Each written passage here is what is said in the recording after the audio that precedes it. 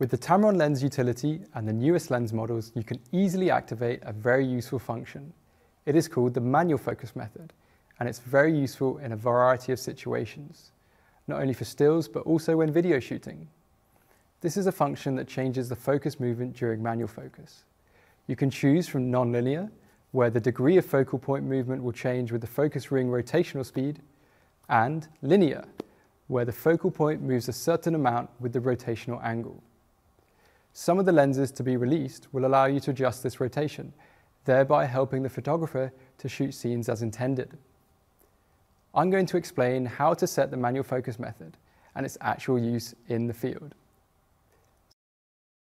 After launching Tamron Lens Utility, click the Start menu. Follow the instructions on the Start screen to connect the lens to a computer. In the Focus Ring Setting dialog, click Select. In the Manual Focus Method section, click Select and choose Linear or Non-Linear. The default setting is Non-Linear.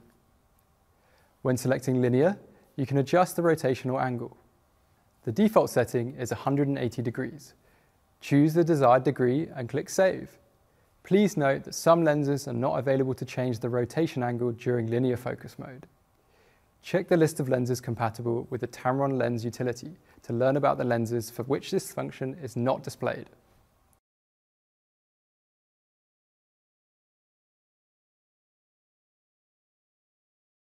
When shifting the focus point from A to B by rotating the focus ring, the focus shifts a certain distance depending on how much you rotate the ring, not how fast you rotate the ring.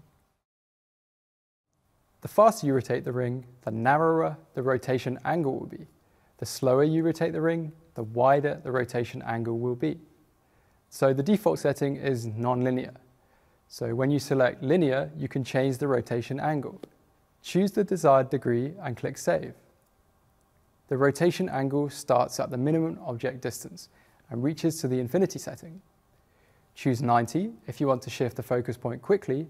Choose 360 if you want to adjust the focus point precisely.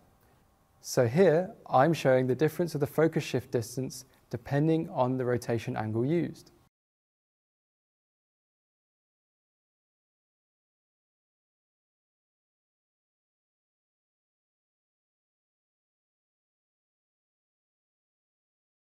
So now, click Remove at the right corner above before removing the lens.